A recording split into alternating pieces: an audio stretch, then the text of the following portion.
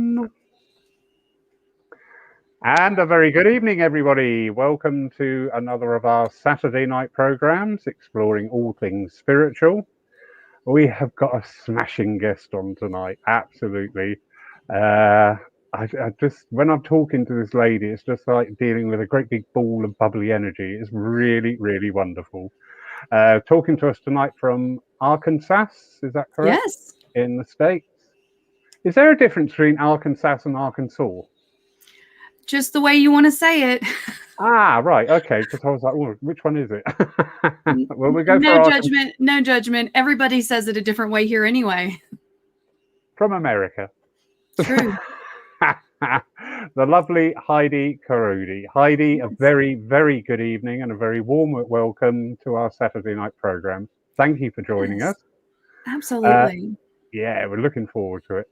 We're going to be talking, well, I'm not, you are. I've got no idea. You're going to be talking us through your journey and adventure with spirit art and auric art and Yes. see how the evening unfolds in conversation. Don't forget, people at home, this is a very interactive style program. So if you've got any questions at all, please just pop them in the comments box. We do try to get to all of your questions. Please don't use block capitals to make a point because I don't read anything with block capitals in because it reminds me of letters from my bank. So without further ado, Heidi, would like to tell us a little bit about yourself, please. Anything over the last 30 years would be great. Oh, fantastic. Yeah.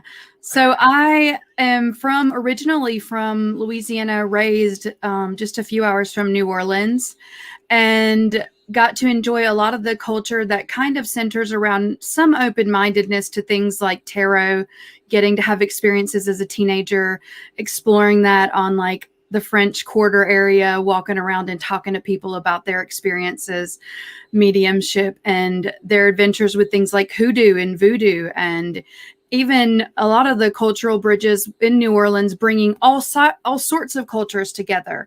And so different images and ideas of spiritualism, but still a lot of the influence that had to do with more of the Southern Baptist culture.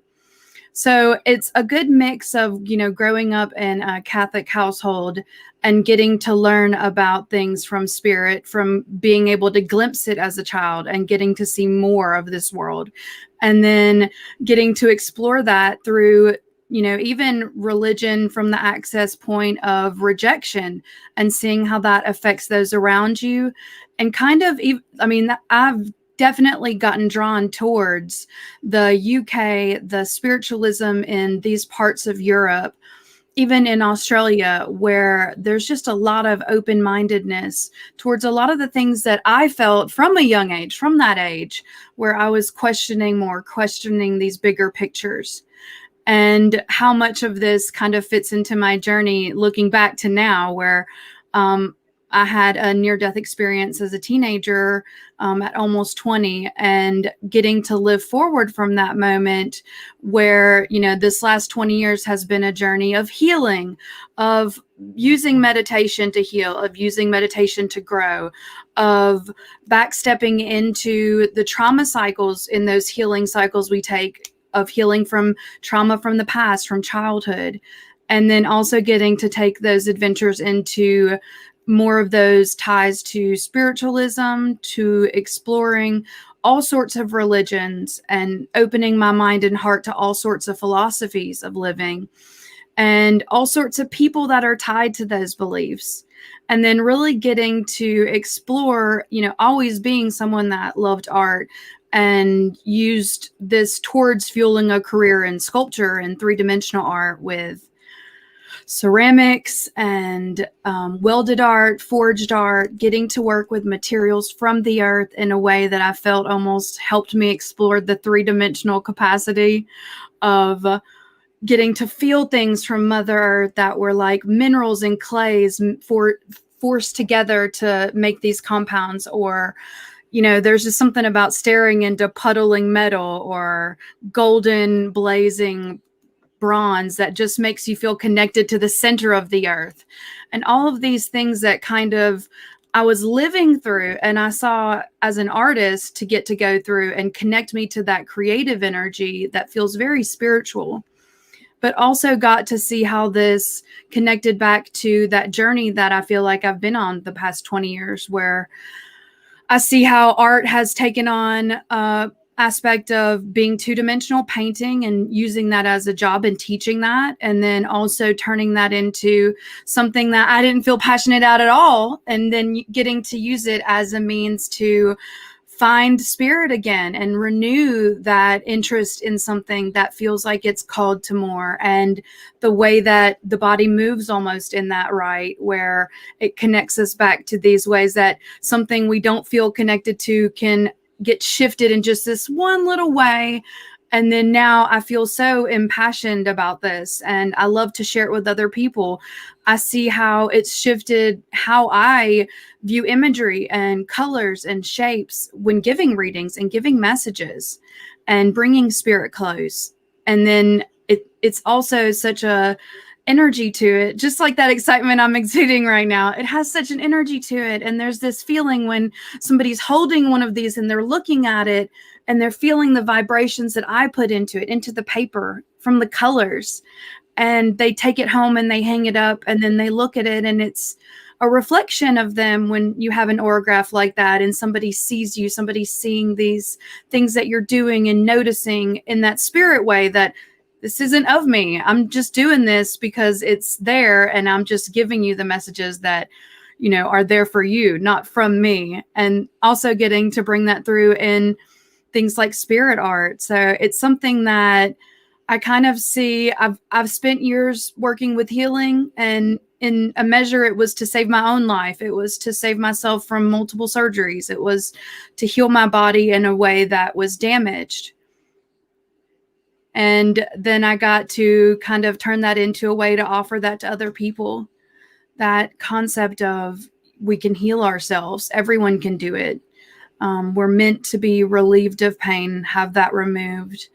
We're meant to remember in a way that that was something always of our nature.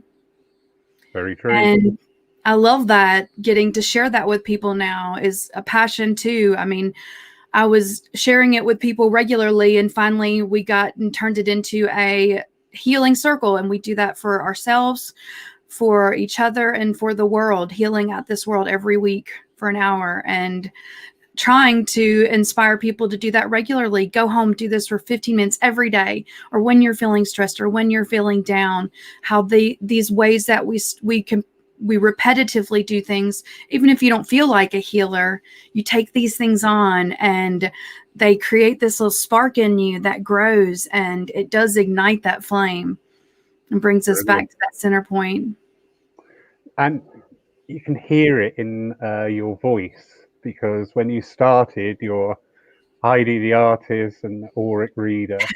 But when you went into the healing, you can feel that energy. So it's so true. Yeah, it's really good.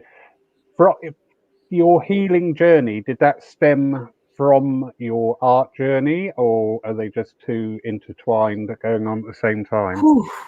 So actually, I did a reseeding ceremony after my near-death experience, where I was unconscious and several injuries sustained in an accident. And in that healing ceremony or session, I had all of these amazing things come through visually that I was able to represent after and take time to try to draw and connect with. And I feel like that's one of the reflections of this being the beginning of my journey. But that also gave me this sense that I could bring this healing into my body, even if it was because another person did it through me.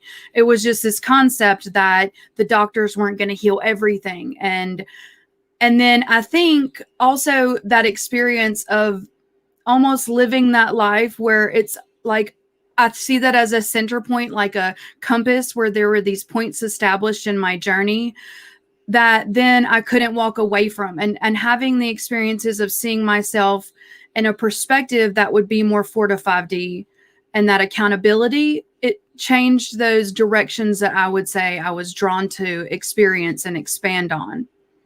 Brilliant. So going back to the spirit art, Yeah. first and foremost, Have you worked with your spirit art in conjunction with a medium, as we often see in the UK, or is this something that you're drawn to, that the inspiration just comes and you then need to place those pictures? So when I started doing auric art, it was more of this, I'm sitting and I'm doing a reading and using this as an aid to convey. And then all of a sudden I would be getting all of these things that were more unintended mediumship, where I would get a red sailboat and this person's dad would, had a red sailboat and it was red for a specific reason. And this looked exactly like it. And then there was a message there in that moment with that item. When I was giving the reading, they would step forward just like they do in a mediumship experience, and they would bring forward something in that moment. And then I see how this stretches into going into the spirit art, which was more like sitting and doing more like blending, or sitting and going into a deep meditative state and just holding a pen with my other hand and going into it more like give it to me, almost in a way where I didn't feel like I was getting the information. I wasn't getting the details. And I went to other spirit artists. I went to other spirit drawers that were doing something a little different, where they would hear spirit come in. They would see lines on the paper that were defined. They would be given prompts. That nose is too small. That eyes are too big. Things like that I wasn't getting when I would sit and do this. Because when I would go within, this is what I was told to do in that way, that I would just, you can imagine me for months and months, Lori, sitting there just, okay, come on, spirit. I'm just going to go deep. What now? And waiting. Yes, and waiting, and then getting these drawings and then having very little information. And I was very lucky to find circles that I could develop in, where I would say, I'm going to do this. Is this okay? And they would say, yeah, whatever you get, this is development. And I would get to work with it that way. And it was over and over again, holding that picture up saying, okay, spirit, I'm about to hold the picture up. I'm about to go next. So I'm just going to trust that something's going to come out that's going to connect this to the image. And a lot of times it would be the people that would tell me how it would connect. I would repeatedly get these images where it would say, I know that it has to be this blue suit. And it was because the only image they had was a picture, and it was a blue suit in that picture. So it had to look this certain way because of the ways that we understand these parallels between imagery, between these people we're representing. So a lot of things have been these ways that it's a lot of that letting go of that self-doubt in a new way. So that's exciting for me. It's another challenge in saying, okay, here it is.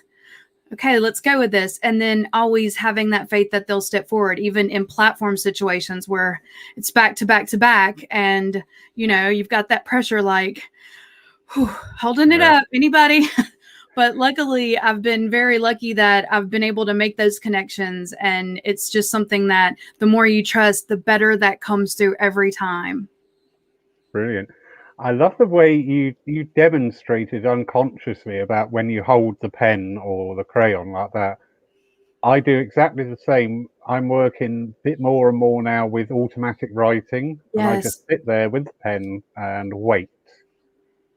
Sometimes it works, sometimes it doesn't. It's so true. And that if there was an audience behind you, they, if this was like, they'd be like, oh gosh, she's doing the thing again. But when you get the stuff that you get, it's this renewing sense that I'm not of that. And it's the best feeling. You want to talk about ego crusher in a beautiful way. It's a really interesting way to get to see how, I guess, all of this comes through, and how all of this can always be new and interesting. And it's that type of those little ways that we touch magic that keep us exciting. And it can be that color orange that you see, and it's like, oh, it just brings you back to this experience. And colors and shapes and images do that for us. Very true. Yeah. In the realms of mental mediumship, I heard a medium say once, and I nearly jumped up and applauded. He was getting his preamble for the evening's demonstration. He said, do you know what, ladies and gentlemen? He said, the way spirit work, he said, is awesome. But they can bring through something as simple as a shoelace, which will mean the world to somebody. And I agree with that, because It's if you so think, true. I'm telling you, I've gotten the smallest of things in some of these drawings that have come through. And it's like those tearful moments where it gets them emotional. And then I'm already emotional, picking up on the emotions of the situation. And I've cried over tiny, tiny moments and tiny, tiny things that bring up that thing that you just can't say no to, or they bring up that thing that even in the people that we give messages for in these rooms, a lot of that skeptical where they're always challenging to get that thing. And if you're watching this and you're interested in, expanding yourself as somebody that's a sitter, choose weirder things. Choose to say, I'm looking for the lineage that goes back 3 generations because I've learned about them and I want to connect with them. Choose the things that you have tangible pictures of to prove. Choose the weird objects that bring up memories with the people you're trying to call on. Don't always expect brown hair, blue eyes, and he was rather tall to bring you that, because that's what we're going for. yeah, yeah. I love that energy. I always say to people, whatever your field of mediumship is, never be passive in it. It's a 50-50 energy. If you get something and nobody understands it, you go back and say, right, what have I done? What have I done wrong? Tell me again. And you've just described that, saying back, get the weird things, the odd things, the little things that if you saw it visually, your mind would probably just flip over and not register, but it's for that person. And that's what we're working for, is between the spirit there and the spirit sat in front of us wanting the message. So yeah, I love that. I absolutely love that. Absolutely. I completely agree. And that's awesome that it's something to get excited about talking about too, so that all of the people that are still coming in these rooms, a lot of times I go in rooms and I'm the one that's like never expecting a message. I'm coming to practice, to work, to always expand, to learn. Anytime I get an object or an image and it teaches me something new about, you see an apple, but it can mean teaching, it can mean knowledge, it can mean forbidden fruit, it can mean that bright colored candy apple red that has to tie to something else. And it's meant to have all of these directions, maybe even a duality of meanings. Maybe it's supposed to mean 3 things. Maybe we're limiting what one thing can mean in a reading because we're still getting in the way. And if I was in spirit and I was trying to bring forward one object, because someone was trying to bring forward something for me, I would try to make it have the sum of everything in it. You want it to have all the pieces of the puzzle. And so you got to dig deep with, how little we can really see things in that perspective. Yeah, very true. And the other wonderful thing with spirit art, now, hands up, going back over a few years, I've seen some of the spirit art in the UK going back a few generations. Very interesting. But I'm not very artistic, and I am a little bit of a control freak. And where I have tried to draw, if it's not exactly right, then it's wrong. So I'm my own worst enemy. Oh, I understand that so much. I think every artist, and I know there's some artists here, every artist feels that way. They feel like they cannot get it right. And that's the beauty of this is it's a very authentic self to get in touch with art. And I talk about it a lot because it is inspiring. And I work with people that do intuitive art. We always do intuitive art at the end of the meditation circles we do on Wednesday, which are, these are healing circles and meditation circles to focus on nurturing the medium, focus on nurturing anybody that works with spirit, anybody that's a healer, anybody that's trying to learn more about this world and connect with spiritualism in any capacity. And I see how you put a pen in anybody's hand and you get them calm and you get them ripe in that energy of self where they feel confident and they're with a group of people they know are exuding that love. And the things that come out of the people that I've seen working it's amazing. It is so exciting to get people excited about things like this because you lose that inner critic. In a way, you might just put it down while the pen's moving and you don't want to hold your picture up. But there's this way that when you get in that energy and you're working with it, and it's that service-driven spirit that we love and that just makes us feel vibrant. all of a sudden it just starts to flow, and then you can't help but refuse it. We do try to get in the way. I do that too. I know a lot of people that do, and I've been privileged to work with so many beginners that have never touched a paintbrush or held a crayon and tried to draw as an adult, and it's like retouching almost that inner child. I feel like I get to do a lot of inner child work.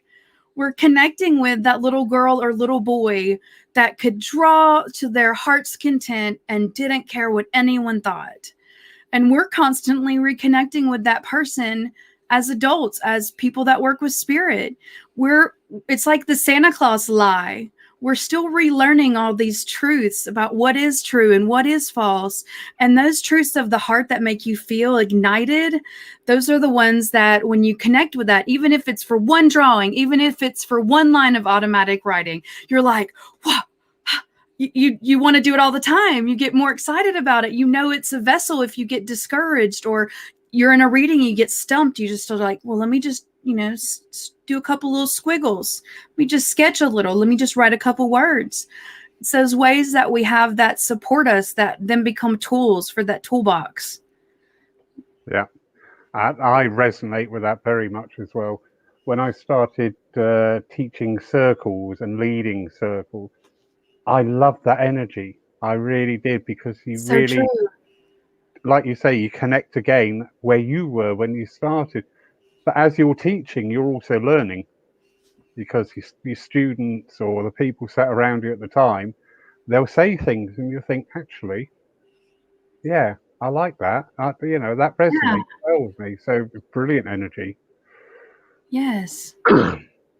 We do have a question from Shelley Divine. Wonderful. So she's asking, when you receive the image from spirit, do you also receive the meaning of that object as it pertains to the sitter? Ooh, very interesting. So, I love that. A lot of times we get these objects that I will have the meaning for on an understanding I'm meant to interpret. So it's very much the way that we would give a reading. Whereas, I'm holding it up and I see this image and it means this to me. And I think that this is connected to this other part of your life with that intuition keyed up, with that spirit close. But there is a whole other life to this that I see where I got a peach pit the other day, and I knew that the peach pit had to do with this renewing life, with this planting the seed. But this was a physical peach pit she also had. So this was something also as a confirmation to her. She'd requested and she didn't realize. So it has that duality of meaning where sometimes I'll see how one thing relates to the other, but sometimes they'll bring this whole other, sometimes I'll see these colors in the aura and I'll know that there's energy there. It'll be like lines that'll look like they're moving or shifting, or it'll be one of these was like this blue. It looked like a patchwork quilt around. And that's actually a tie back to something they use for protection, something they feel tied to an angel, something they're calling into their auric field, and it brings its own energy. So I'm always learning about how that energy moves, how it comes into the auric field, how it has that look around the individual. Brilliant. Yeah, it is. It's so difficult. Well, it's not difficult. It's just a trap you need to be cautious of when you're working mediumistically. Yes. I often give this example, the word rose. That word has got 14 different meanings in the English language. Yes. So if you get that word come Absolutely. into your head and you think, oh, rose the flower, and they go, no. And it turned out he used to rose his boat. It's difficult to interpret on the mental mediumship, but I feel with the when you start using either whatever your medium is, crayons, pastels, whatever, Yes. you're more guided to the real meaning of that word. So if somebody wanted to convey that word rose and you've got that pen and paper ready and you're drawing, you know what it is then. You're not going to start activating your mind thinking rose, rows of houses, rows of boats, rows Yes, up. exactly. I don't know. So yeah, very good. Absolutely. Yes, I absolutely love that. So Jennifer Stevenson, good question. Asking, were you an artist before you started doing readings, or do you learn this as you got along with spirit? So That I love this. I did do three-dimensional art, and I was doing things that had to do with sculpting and moving things that were viewable from multiple sides and interacted with light. So a lot of work with glass and metal too. And I turned that into learning to paint to teach for a job that I did for close to 10 years. And that turned into healing art and portal art and painting past pets that were a lot of healing art through painting images and painting that healing energy into that heart energy into things. And then expanding on that was just kind of jumping into drawing in a way that, I mean, connects back to some work with being an artist in art school and having that degree where we were required to sketch some things, but really in a way where I really gave that to spirit and I offered that up to learn from. So some of these things, I don't know how to draw this, but it just comes to me. And I don't even know what some of these things are sometimes. So I'm drawing them and there's somebody's memory or there's something they've specifically seen, and somehow I'm able to draw it in a way that they can understand, but it's not in a way that I even know. I don't actually know in a way.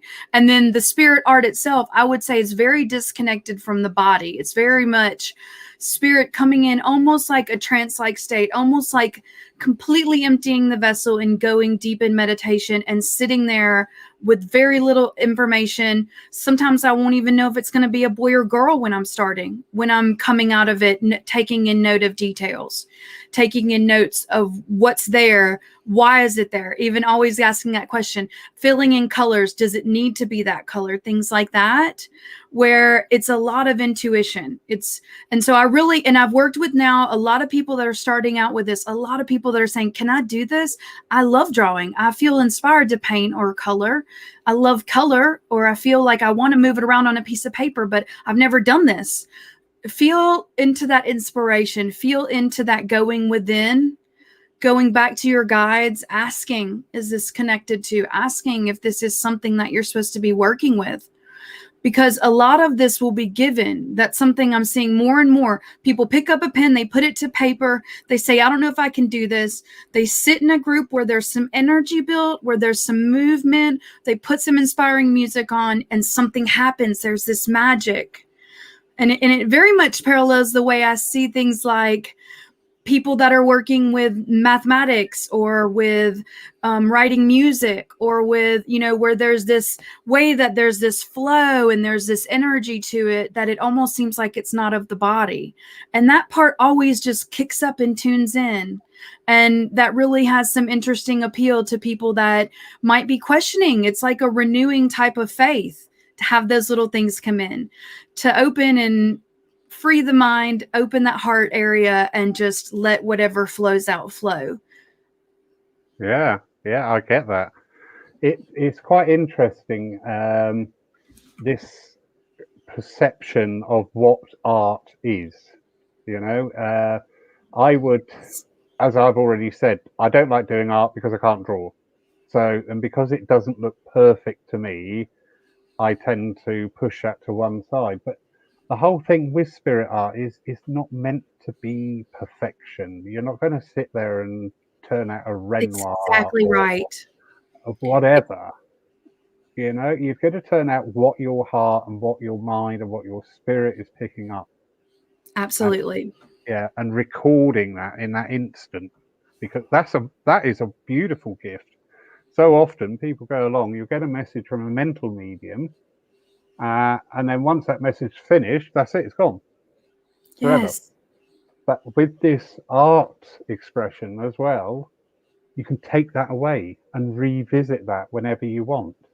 Absolutely. So I and might feel that energy, and it does have an energy to it when you're holding it in your hands. I challenge the people that I work with that are doing this. Hold up this one you've worked on. Hold up a piece of paper. Feel at it. Feel at it. Feel that energy that you just invested 30 minutes to an hour in. Feel that energy of nothing. And just always tuning into that energy that we're creating and leaving that mark. Excellent.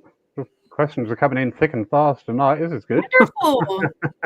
Normally have to go out and prod people. Come on, ask a question. Sharon Lamb, What's the best coloured pencil to use when first start drawing and colouring them in, and what best paper? Fair So question. I have a lot of opinions about colored pencils and about mediums. I love using colored pencils like the Prismacolors. They have high pigmentation. I do a lot of work with feeling the vibrations of things. I love using colored pencils that are also watercolor pencils because they have a fluidity to them. You have a picture that doesn't feel quite right with the way that the colors or the strokes moved. You can come back to it with the water, enhance it, change it, shift it, move it together. And so it becomes something that's more malleable and workable with somebody that's new to it.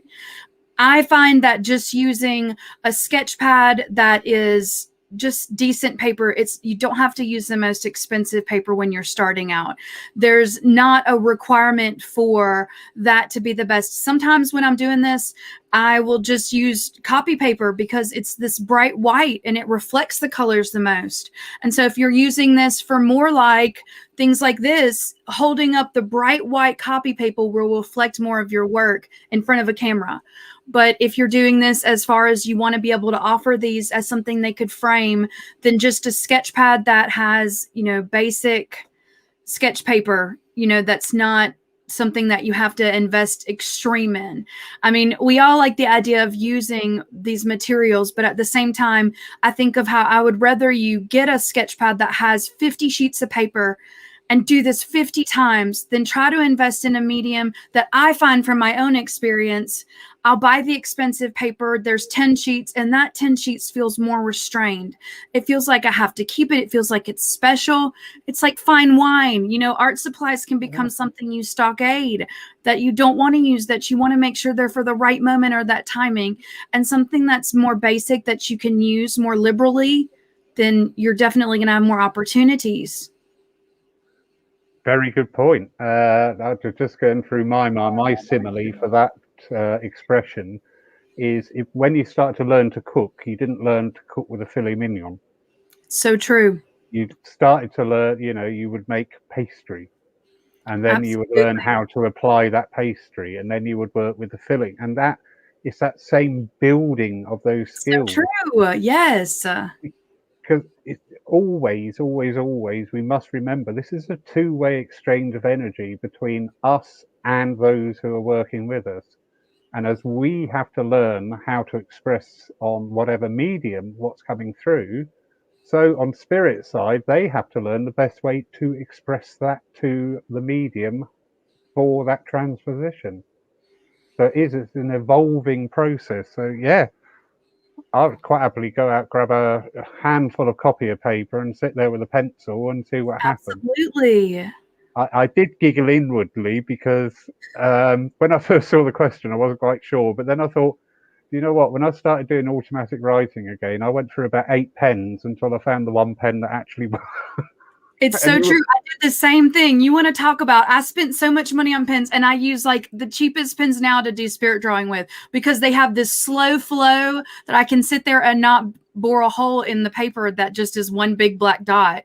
But then it moves when my hand moves with very little pressure. And it's about trying things that will work for you, not investing a bunch of money in something. It's this incentive that you can go steal your kids' colored pencils or crayons and just try this out. You don't even have to go to the grocery store. Brilliant. You've already inspired somebody here, Catherine Hood. Oh, yay. So she's asking, how would we find out about the circle that you run? And is it something open to everybody, basically? Absolutely. If you work with spirit, if you're here today, if you're researching ways to get excited, to be more an active part of your healing and of your more meditative journey, of your journey within, anybody's welcome. Every Tuesday in the UK, it's at 9 p.m.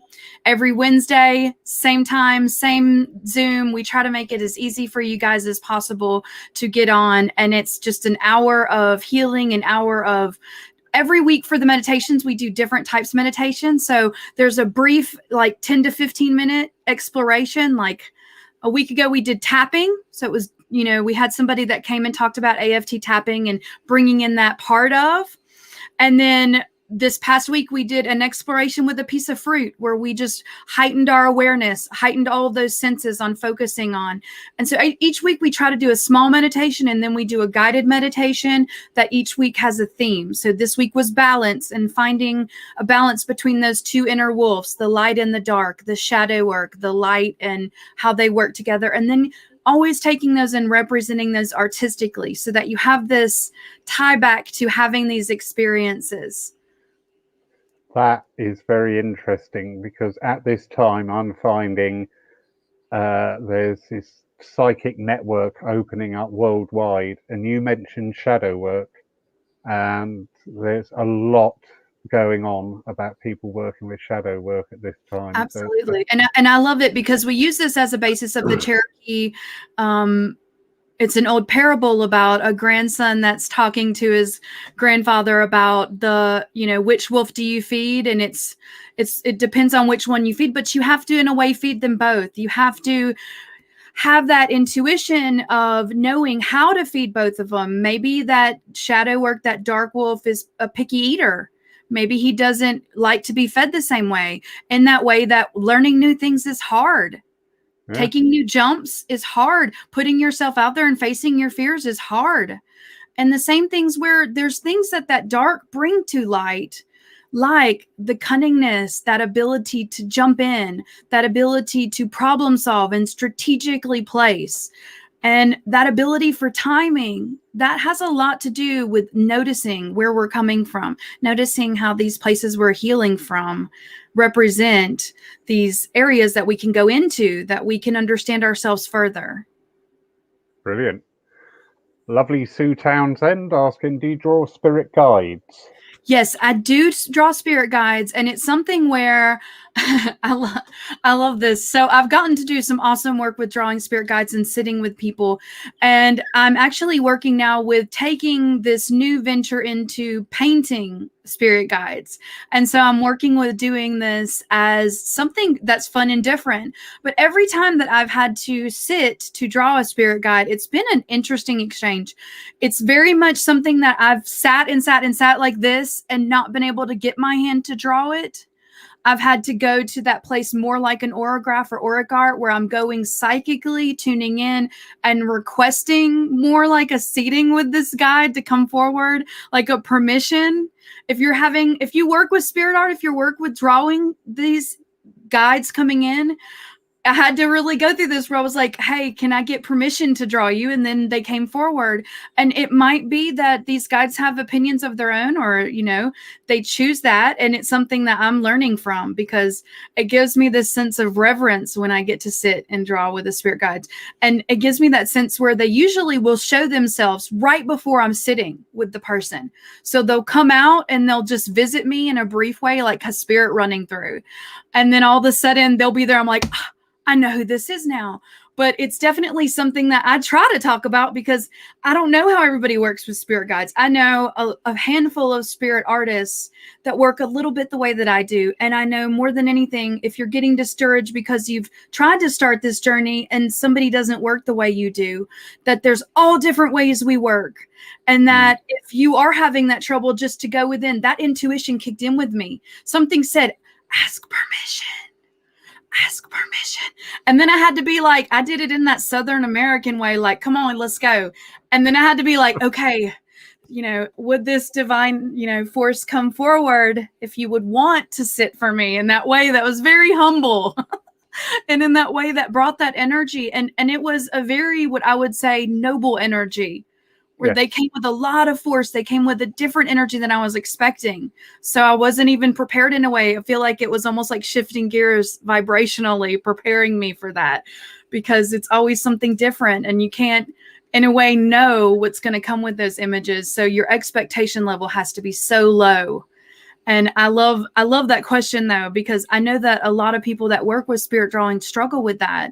And it's something that if you're working with spirit drawing, it's never the end of the game just because you've got one aspect of it. It's something I'm learning on my journey. So I love to talk about it in a way we can all share about it. Yeah, brilliant. And I get that totally with spirit guides. Occasionally in a reading, when the sitter is aware of a guide, they will step forward, and you just feel it because you're up there in your flow, and then whang, you're side slapped. You're like, ah, okay, thank you. And it is, you do have like a reverence and a respect when they Yes, come in. You're just like, oh, thank you. What would you like to say? It's brilliant. I love that. So, lots and lots of comments coming in again, which is Oh, lovely. wonderful. Lovely Joan out in Philadelphia there. Her son and daughter, I believe, are both artists. Did comment earlier on, and like anything, I can't find it. So Okay, very that is artistic. so interesting. Yeah, yeah. But the whole family's that artistic vibration, the resonance. Now, whether that manifests in painting or, as with Joan, as in opera singing, it's that Absolutely.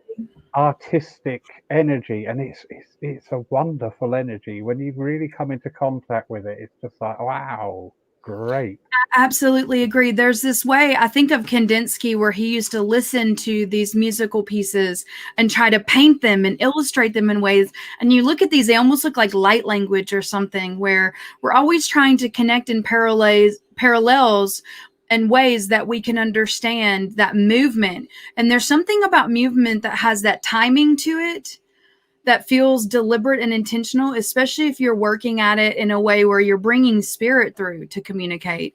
And I mean, I do that. I artistically express all the time with music. There's this way that the words, the right song will come on, the shuffle plays the right song, and then all of a sudden I'm making that or moving it into the piece of artwork I'm working on, into that. I mean, a lot of people will tell you I work a lot with music and sound, with doing meditation, with doing healing. I bring a lot of frequency in. I bring a lot of hertz because we know those things heal the brain, because we know those things expand the brain and shrink the fear and give that song to the flow of the brain, with those, that being more, in a way, easier to communicate with things going through our frontal cortex, the way we're understanding things. So I love that. If you're feeling that draw to music, I encourage you to leap into art, because a lot of people that are in art got that draw from music. There's a lot of connections there. And I even see that with people that are inspired scientifically. If you get that awe moment, you know, a lot of times that eureka moment is tied back to that same creative energy that we find in music, that we find in drawing. It's that still that spirit force energy. Indeed. I think it was James Watt who invented the light bulb, if I'm wrong there, or Edison, whichever one it was. Whoever invented the light bulb, this is my get out clause, he was being interviewed of that era, and they said to him, where do you get all these wonderful ideas from? And he said, they don't come from within, they come from without. Now, Wow. as on a spiritual energy, you totally get that. You totally Well, get that. and you see, we talk about so many different scientists who came to that same conclusion along the lines of their work, with Einstein, quantum mechanics, quantum level of that energy, with people like Marie Curie, Tesla, always working with this way that we have to include spirit in that energy, where there's this way that they couldn't figure it all out, in this knowing that something else was involved or tied to. So I really see how they tell us so much about what we talk about all the time. In a way, I think they're going to be the end of the divide, because we learn things in a perspective now that, you know, it's all going to come back to the same understanding, and everybody else support each other. So it'll just come back to that center point, is what I see or feel like. Yeah. No, I agree totally, absolutely, totally. But we go, you know, we do revere. Phil Shaw's made a comment here and brought up. Not many psychic artists in the UK draw spirit guides, but he's fortunate to have an amazing artist, Coral Poge, draw Wow. some guides. Coral Poge was the epitome of psychic spirit art of that time, and absolutely beautiful. A dear friend of mine and one of my old circle leaders, she's got two guides drawn by Coral Poge, and they really are, they're stunning and awesome. but we shouldn't let that put us off of trying, because all these people of their generations, their eras, who turn out such prolific and beautiful works of art. Yes. If your work of art looks like something you would find stuck on your fridge at home after a good day at school, it doesn't matter. It doesn't matter. Don't let that deter you. Absolutely. And that's something that you would be surprised, even for me, the drawings that I've gotten from people where they say they're not artists, but they feel compelled because they're in that energy. And I look at it and it means so much to me. And they're talking about their ability or how they draw, but it means so much to have something come through like that. It's a reflection in a way of what we're looking for in spirit. Sometimes we can't always say, I need this from you. But in these ways that we ask for this reinforcement and they come through, it doesn't matter how good it's drawn. It matters that it was given to us. Yeah. Yeah. And very nice that you picked up when we are inspired. There's a comment here from Sarah. And this week she's been out and bought paper and colour pastels. Oh, wow. And then tonight she's tuned into this. So, you're going to have to come and visit with us, Sarah. That's awesome. And there's so many outlets. The SNU actually has a lot of outlets too. If you're looking to drawing, they have awesome people that offer classes. And there's just a great community that I feel is so supportive out there. A lot of them from the UK, and then some that are now in the States. So if you're looking towards doing this as a new part of your adventure, there's so many outlets for you.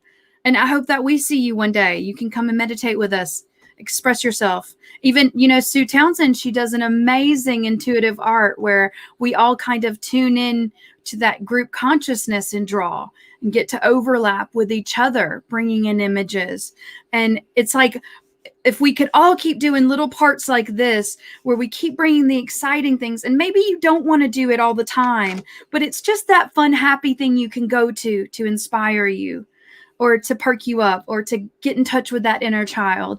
And then you can bring that forward in ways that it's a lot easier to express than almost using words. Snap a picture, put it on your Facebook feed, or share it to your friends. And people can take from it what they want, and they can share in that in a way. So it's always that energy that we're creating. And maybe you inspire somebody else, Sarah, just by putting that on there and typing that. Somebody could read that and say, gosh, I haven't bought them in this many years. And they calculate in their head where it sets a new intention to almost try this because you posted that one comment, and these ripples that we keep making of healing and creative energy. So I just love that. Oh, fantastic. I'm excited to hear about more of your journey. Please feel free to reach out too. I always try to tell people, if you are looking for support, please reach out. If you are struggling, if you are having a hard time, Facebook message me or reach out to me. Come to the Healing Circle or the meditation group. There's outlets for you guys where we always need to be offering that support to one another. I love how much support you offer, Lawrence. Every week, so many opportunities for people to tune in, to escape. Sometimes the hard times of the day. In this day and age, it gets weird. Tell me about it. I'm leading the Weird Brigade in Poole, actually.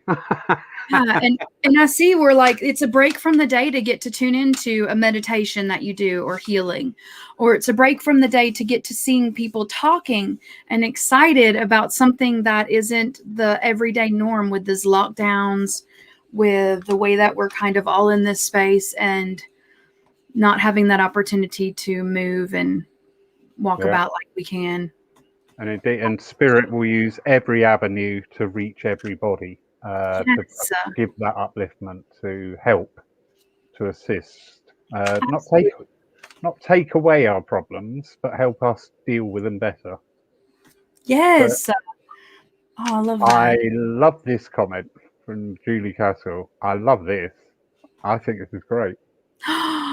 Oh, wow. Florist. Wow. You guys are amazing. You guys are inspiring me so much. I absolutely love that. And you must be feeling this Valentine's Day vibe with all the flowers right now, Julie. and all that energy around flowers and all of that arrangement that has to do with love. It just opens up my heart space that you are getting to use spirit in a way that I think we all will eventually get to. I mean, I take spirit with me now when I go to the grocery store. I don't make choices for myself. A lot of times I'll be like, do I need to stand in this line? And I'll get that feeling like, oh, don't stand there. It's not going to be good for you, in those little ways. And I love that you are listening to that inner spirit that's like inspiring you to do these and invite that energy to be around you. Oh, I love it. That is free will put to good use. Exactly. And that's what I always preach to people. I keep saying, we are all mediums, but don't constrain that to the medium as in the image that we have of somebody stood on a platform giving out communications. Absolutely. And I mean, you think about it, if it was just the platform, we would not make it. We have got to have these other people bringing in these other things in other ways in every part of our life. I've had experiences where I've had the hardest moments in my life, and people offer you a smile and they're just doing their job, but they offer in a way that it has energy and love and just a little bit of extra, and you notice. And it's those ways that we can always bring that to our job, to our environment, to the people around us. It is a choice every day to step into that light and to bring that energy of spirit, of the guides that we have around us, into what we're doing daily. Oh, just such an exciting comment. Thank you so much for sharing that, Julie. I love that. And following through on that inspiration theme for Julie. So, Julie, you've been there one day and you've done a floral display for somebody. You've let your guide inspire you and bring that in. You've sent that away. So you've done your part in that link in the chain. You have no idea when that gift is received of what that's going to invoke in that person, but they're going to pick up on the energy. Whether they are into the spiritual way or not, they will pick up on that energy. So that one simple display can change somebody's day, can change how they interact with other people, can affect their mood, they can lift them up, and that's all stemmed from, excuse the pun, that's all stemmed from that inspiration from spirit. So that's a really, really lovely example there of why we should let spirit inspire us to do something. And like you say, a simple smile. Yeah, and I think, it's funny, my family says that spirit draws way better with the spirit drawings that I do than I do. It's like, you should draw like that all the time. And I'm like, ugh. When spirit gets involved, there's this way that is a little bit like unlike ourselves, and you can feel it and see it in that around you. And that's the part that we're drawn to. That's the part that keeps us excited. And I love that. I just love that remark because it makes me giggle in a little way with the way that I know. Yeah. Works for me. So going into the field of the Auric art, away from spirit art, where you've got a communicator, but going into that Auric art. So what people watching are unaware of tonight is Heidi is very busily doing an Auric reading of me, which we may or may not share. No, I've got quite a few things going on here, you guys. With drawing things. Yeah. As long as they're all good, it's fine. But that is another step, the Auric art side.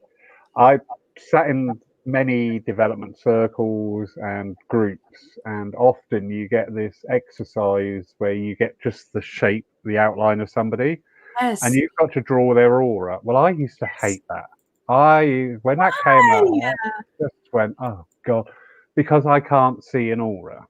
I went, this is a waste of time. I can't see an aura. So one day I was just sat there being petulant, and I put my hand in, picked up crayons, and I didn't even look. I was just like so disinterested in it, thinking I can't do this. It's a load of rubbish. When I'd done it, we had to give readings on the aura, and do you know what? Each color I went through, I was like, oh yeah, I'm getting this, I'm getting that. And I'm like, oh, okay, I can do it now, but just don't look at the pencils. It's so true. There's this way that intuition is there. I say that too. Where a lot of times people will grab for what they're inspired to grab in a way that's not even of themselves. But when you were given the information on those colors, did you feel like you were still getting it from somewhere, that intuition coming in? Oh, most definitely. Yeah, Yeah. most definitely. Because I wasn't even conscious of what I was picking up. And Yes. that was my lesson, because where I'd approached it originally, I'd approach it by thinking about it and not letting it flow naturally. And I'm looking at people and go, I can't see a bloody aura anyway. Because I'd engaged my whole brain. But when I let go, and that was purely accidentally and naturally in a little bit of a snippy mood, it actually worked. And I thought, right, lesson learned. Okay, thank you. So I would thoroughly recommend that for people. But the Auric readings can be a very powerful tool in our mediumship, a very powerful tool. Absolutely. And it's something that, here, I'll share a couple while we're just chatting on this and go through them. It's something that I'm constantly learning from them. They teach me so many things about people, about the way that we're meant to interpret. And over again, we're shown these examples of why we should be sensing at everything, always understanding and knowing everything in a new way with fresh eyes, in a new way that is, I guess, more in line with the spirit way that it's meant to be understood, not the way that we understood it, not the way that we even connect with it, in this way that is, oh, let's see. There we go. Okay. In this way that is, you know, like this one right here, where we had a grandmother coming in and I had all that energy and had all of that connection to relay that feed, but then having this energy that felt almost like an angel coming in from the right. And still, you know, at this point in my journey, I was still not really sure of what these beings were that I was seeing and understanding. So I'm learning about energy of other beings, energy of these ways that the guides, and that this was a good example of bringing in that energy and seeing it work for a certain purpose, where this was her connecting to channeling energy, bringing in that energy in a way that she was able to show that to herself, to use that as a tool. And even, you know, finding out things about how these related imagery wise, and things that had to do with timing, where you see that duality of the image with the moon and the timing of that with the work that we do, and how things can mean multiple things, where these images come through and I'm constantly feeling, how does that orange feel? And how does it feel different because it's interacting with that yellow? Why are they layered in this way with this blue and this purple? Why are they in this way that's separate? Why are they in this way that they're combining in this manner? And always feeling that in the aura. And then anything that comes through, learning from this usage of shape, learning from this usage of what these things can mean, why these things come in that way. And then getting to even do these, like these would be more like platform, where they're simpler and they are just more the images that we're meant to bring through, that are smaller, specific things that are meant to come through in a way that is supposed to be a one message. Like, I mean, that shoe meant so much in that reading. It tied back to a group that was from high school that had a whole message about the energy of, all from a shoe. And I'm sitting here thinking, how do these things come through in this way? But in that way where they have that meaning. So I like to show different types of ways that we understand. And then I can even share this one too, and kind of show you how I would give a reading when I get these images. And I try to tell people, you want to really just start from where you go from. I always start with drawing the person, just because the sketching aspect of it is fun and releases the brain for me. Some people might find that the sketching aspect might just, you know, kind of cloud the mind in a way that they would think too much. This needs to be this way. So just use a circle. Just use that image to be holding just a circle and just some space here for the chest and the heart space, kind of going into where you can get some of this body energy. body imagery, body energy, and then that there's enough other area above the headspace so that anything that you're bringing in or feeling in the crown space or outside of the aura can come in. So like initially what I was getting was this orangey, colorful, creative energy that was coming into this space.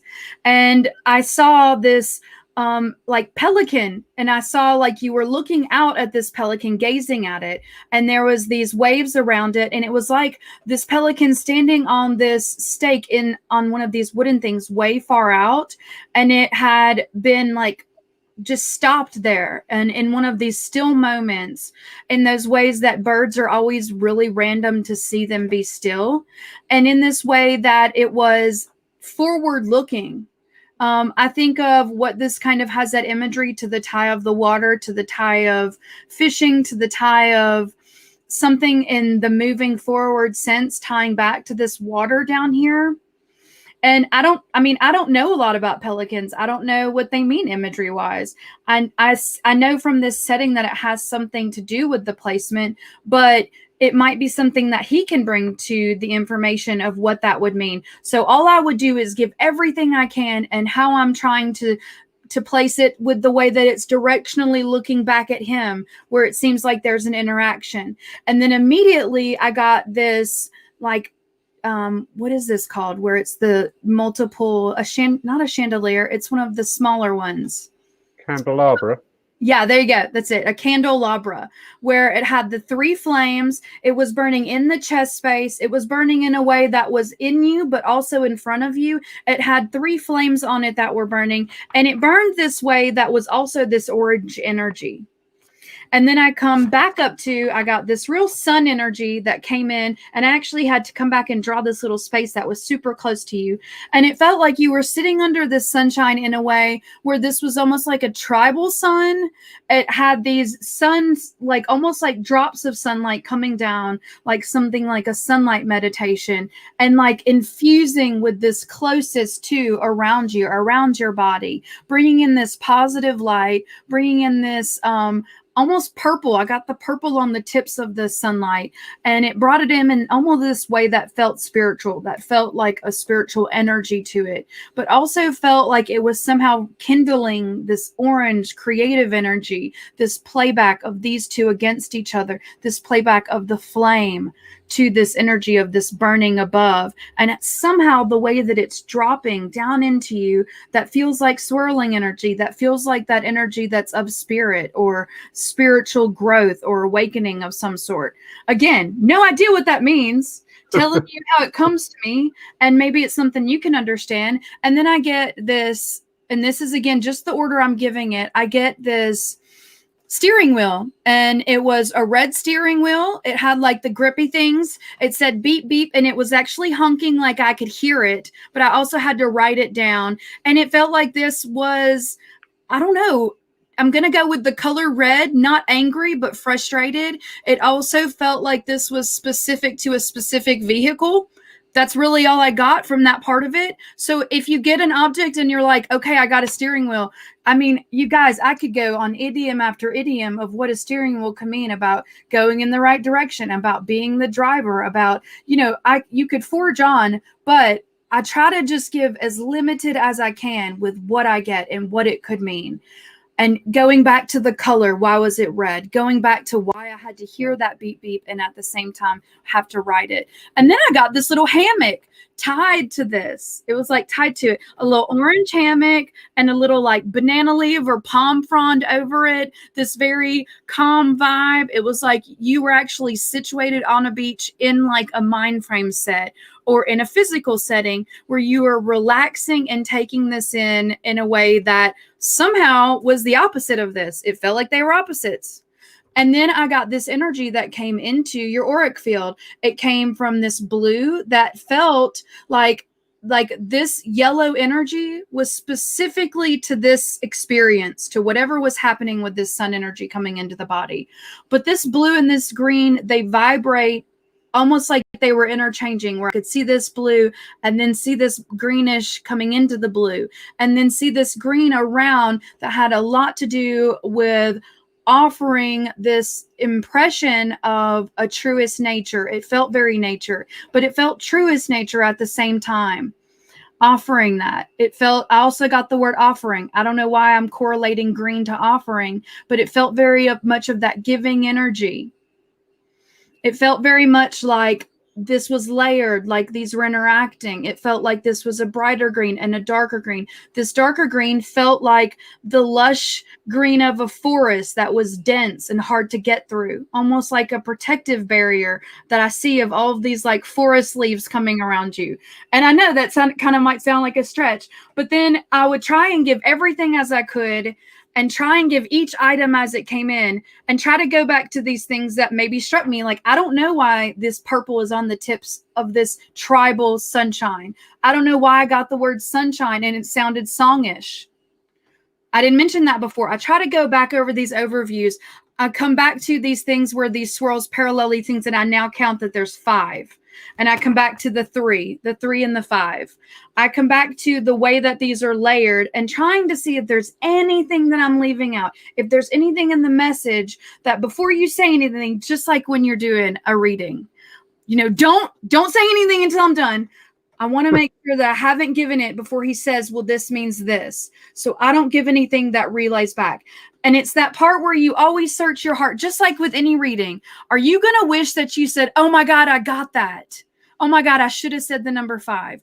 And always looking at everything you're doing like that. It's easier to do with the drawing. It's easier to look at it and say, did I forget this?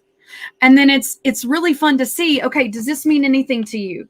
And I even see now, I'm looking at this, somehow this feels like a trident. Again, relating back to the ocean, relating back to this beach scene. And I don't know what that means, but I don't even know what a trident means other than I'm thinking Poseidon. But it feels like that has a history tie or some kind of meaning tied back to it. And then if there's anything that you would know or notice that you would relay that back. So is there anything from that you can take, Lawrence? Quite a lot, actually. It's my interpretation of it, but it does make sense. The thick green you said about like a canopy around me, I am like that. I do shield myself a bit from people. Do you know what I mean? I'm Yeah, absolutely. I'm not very open to begin with. I will open up, but initially people think, okay. I totally get that. With the water to the side there and the beep beep, I am very driven, but I need to learn to relax because I do let my driving force overrule to the point of detrimental to me. So I can see why those two are together. The water is emotions, and I am a very emotional person. There's a program in the UK at the moment, and every time I sit down and watch it, I am howling in tears. It's just so emotive of my youth. I don't get the pelican. I'll have to work with that. But I do notice the way it's above the water. And a pelican is a much slower animal to me. So it's sort of like rising above the emotional water and just slowing down and not being in the water flapping about. Yes, and kind of how they coast over the water and they can swoop down and catch those fish and come right back up. Now I'm kind of imagining them. And then even that bringing yourself close to the water, but the still above it. Wow, very interesting. And yeah. I love that kind of reflecting back in that way that it almost seems like a gaze. Yeah. Yeah. Yes. Very good. Very interesting. Very interesting. Thank you. Yes. And so a lot of times, like, you're sitting and a lot of times it would be with just quiet or somebody meditating or somebody reading or I had somebody that just talked about redecorating their bathroom for 40 minutes straight and just all the colors, the tiles, but getting that energy moving in a reading, if you're practicing this, where you tell them to bring something they're exciting about, maybe not where you're doing this and giving, an interview on a live or talking to multiple people and reading comments, but where you can sit, You bring yourself calm, bring yourself to that place of still. Some people call it sitting in the power. Some people just bring in their guides, and it's like that. But get to where you know what that is that you need to get started and to get that energy moving within. And then when you get into this setting where you're sitting with someone, just getting them to bring something they're excited about. Because if they are inspired and they're bringing that energy to themselves, it's going to be easier for you to see it, for you to interact with it, and in a way that you don't have to ask questions or have a back and forth. So some people will say, just having a conversation about nothing will do that, where you don't talk about your life. Some people will say it's easier to just, I don't know, go within and meditate and then get that connection and not talk at all. And you really have to see how that works for you. I mean, I've been able to do this where I'm sitting, and usually if I have 30 to 40 minutes and I'm still working and chatting and hosting at the same time. So it's kind of that where this would be more of a simplified version where I would try and bring everything in I could as far as the details in a one-on-one reading. But it's just where you get to where you're feeling that energy in a way that it's like a conversation, where instead of words, you have images. Instead of these exchange, you get colors, and you let them speak for themselves, giving them that permission instead of the closed fist, just opening it up a little bit and inviting in another meeting. Very good. Very good. I don't do them often, but I do occasional private readings online, obviously, at this moment. But I do feel, just as we're talking, maybe the next time, just to bring in some colour to one side. I am very active when I'm working with spirit. I'm like this, I'm here, there and everywhere. And they will draw my attention to things as a link to whatever's going on. Absolutely. So, yeah, that's definitely something I will want to give a go to. Yes. Heidi, yes. Absolutely wonderful. Thank you so much. Again, I'm sure everybody at home, the same as me, your energy is just awesome. It really is. And that passion. And I love passion. Yeah, I love it. It doesn't matter what you do. If you sweep the roads or run a country, if you've got passion, it's so true. You're in the right place. And if it's something that you're passionate about, you want more people to be excited about it. You want more people to want to heal, to want to go within. And it's not something that people want to do. I don't know why, but they don't want to look at their garbage and their mess. They don't want to look at those parts that aren't beautiful in that way that we typically see beauty, those ugly beauties. And in a way that it's very lonesome. And it took me 20 years to get a routine of regularly meditating and blending and meditating every day at the same time. And I try to share that struggle in the part that other people can benefit from it so that they find this practice for themselves. Here's a whole bunch of different ways to do it. Find one that works for you, or find little ways to bring it into your day. And then that's the way that you get excited about it. So it's a lot of just, taking those life experiences and sharing them as they are, and what resonates with people will resonate. Yeah. We all do it. We tend to, whatever field of how we work with spirit and spirituality, we always want to be as good as somebody else. Well, number one, never try and be as good as somebody else, because you might be capping your own abilities. And number two, why? Just be you. Be the best that you can be. So, yeah, I tell you what, and the comments coming in, everybody thoroughly enjoyed tonight. I know people are enjoying tonight because the figures stayed constant. We did have the channel hoppers in. So, awesome. Brilliant night. Thank you so much, Heidi. Absolutely. Thank you for giving me an opportunity to share this, because, I mean, if one person walks away from here and gets inspired to draw, if one person shows up to heal themselves, I will share those healing circles and those in the comment underneath this. I'll post those in the comment section. So if anybody wants to come, everybody, if you've been here tonight and you've watched this, you are part of that audience. Anybody that wants to heal and nurture that within, I will share those. And it's just a great opportunity to get to share that perspective from America, from across the seas. That we're still doing a lot of things the same, even though it might not seem like it. No, brilliant. Please do share those links, and when I see them and pick them up, I will repost on the church Facebook Wonderful. page as well for people to drop in.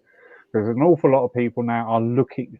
Last year, we lost it with fear, with confusion. Yes, This year, people are actually getting more of that energy of, I'm going to do stuff. Whereas last year, we just sort of went day by day. But absolutely. one of the big questions people are asking is about, do you know of any online circles? Do you know of any online meditation groups? Do you know? So the more we can get these things out there and the response, because there's this big growing need, and also the medium of the internet now is very much entrenched. This is not going to go away. This isn't a flash in the pan of, oh, do you remember then and we had to use that? This is here to stay. So people can Yes. And there's so many start. opportunities and Oh, outlets, and I feel like more than ever it's something that we're focusing on to be healed and be whole, to do this work, that we are so needed in this world, that even in ways mediumship isn't the top, it's not the glass ceiling, there's so much more that we are going to be discovering and connecting to, that this will benefit us to be that whole individual, to bring that side of nurturing to ourselves so that we can reflect that to others and help to nurture the many, because it's yeah, that time we're needed. It's that time where I also feel like you said people are ready to let go of fear, and they're ready to say, okay, I'm done with it. yeah, And it's one of those tools you pick up when you're done with it. yeah. So that's That, awesome. Oh, yeah. fantastic. No, brilliant, brilliant, brilliant, brilliant. Well, you Just guys have a lovely night. Thank you, everyone that came tonight. And this has been great, you guys. thank you. Thank you, everybody who's joined tonight. Just briefly, tomorrow morning, 10:40. Yes, it is Sunday tomorrow. I've got no idea what day of the week it is anymore. Sunday morning, 10:45. We have the first of our divine services, which is an online service on Zoom. And tomorrow, our guest is Deb Clark. Then Sunday afternoon, we will be streaming our live service from within the church. If you are in the local area, we would love to see you. Otherwise, you can enjoy the service from the comfort of your own homes. And our guest medium tomorrow is Jamie Williamson. So something to look forward to tomorrow. Keep your eye on the church Facebook page. We have our Spiritualism Lyceum night on Wednesday night with Ewan Irvin from Edinburgh. We haven't quite decided what the topic is going to be, and the topic will dictate if it's on the church Facebook page in a presentation as we've had tonight, or if it's going to be more interactive and on Zoom. But as soon as Ewan decides, I will get the advertising out there. Then next Saturday, we are joined by somebody lovely. And I should have opened up this screen before we started up the night. Would have been a lot easier to save me waffling along while I'm busily loading up the calendar. I love this. Can't do this on the platform. It's so true. Oh, yes. Next Saturday, we've got Diana Coleman back. Diana was with us earlier in the year and really inspirational talker. And as a request from people who are on that night, she's going to be talking about the OM. So that's next Saturday on the church Facebook page, 7 o'clock. And that's it. That's enough, isn't it? Keep you going. Thank you, everybody, for joining us. Heidi, thank you, thank you, thank you Yes. for your time, your energy, your input, your Oh, it uplift. was a delight. Oh, you've got a fellow country lady. Oh, yay. Awesome. Wonderful. I love that. There's a See, you look. guys draw such a crowd from the States. I don't think you realize how I much don't. we appreciate all that you offer and all that the spiritualist churches are offering. Brilliant. It's all about learning, and we're all in It's this true. together. Yeah. Yeah.